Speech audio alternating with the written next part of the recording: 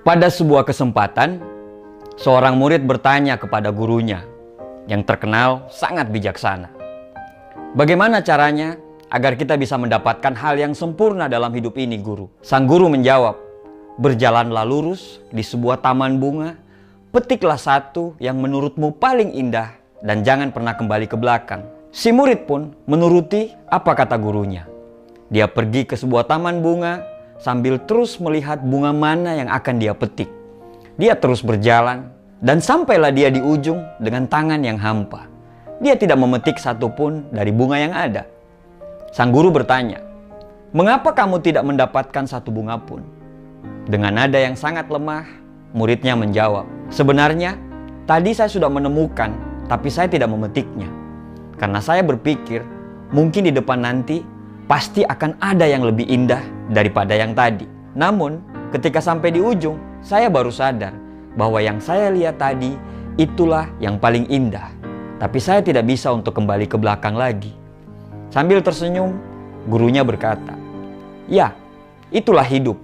Semakin kita mencari kesempurnaan, maka semakin jauh kita untuk bisa mendapatkannya. Karena sejatinya kesempurnaan yang hakiki tidak pernah ada. Yang ada hanyalah keikhlasan hati kita untuk selalu menerima kekurangan." Dari cerita tadi kita belajar bahwa kalau kita terus mencari kesempurnaan, mungkin kita tidak akan pernah selesai untuk membanding-bandingkan. Tidak ada yang terbaik, karena semua punya kekurangan dan kelebihan. Yang baik adalah yang selalu tumbuh ke arah kebaikan. Yang baik akan terus memperbaiki diri dan siap diperbaiki. Jangan mencari kesempurnaan, jangan mencari orang yang sempurna, tapi sempurnakanlah apa yang sudah ada dalam diri kita.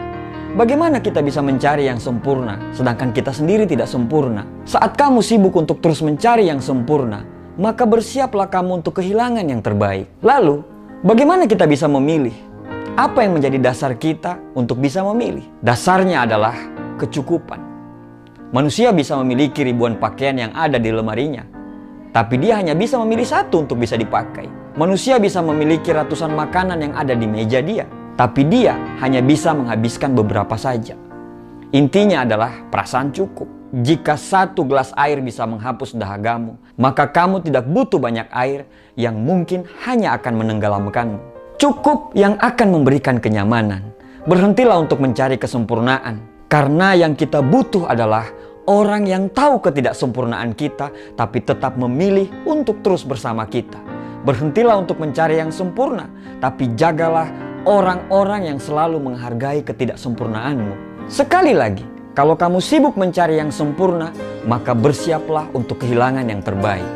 Hiduplah dalam cukup, karena cukup akan menghadirkan kenyamanan, dan kenyamanan akan mendatangkan kebahagiaan. Terima kasih.